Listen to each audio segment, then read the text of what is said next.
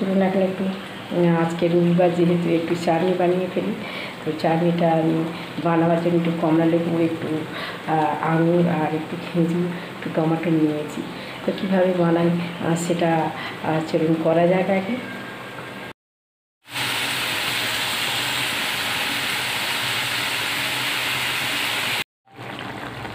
তো চাটনিটার মধ্যে তারপরে আমি একটু খেজুর দিয়ে দিলাম, আর খেজুর দেওয়ার পরে আমি চিনি দিয়ে দিয়েছি।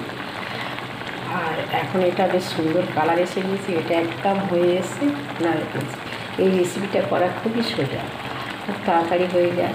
আর চাটনি মাংসের পরে তো খুবই ভালো লাগে খেতে, নিরামিষে খাবারের পরে চাটনিটা বেশিরভাগ মানুষের প্রিয়। তো আমি এটা এবার নামিয়ে ফেলবো।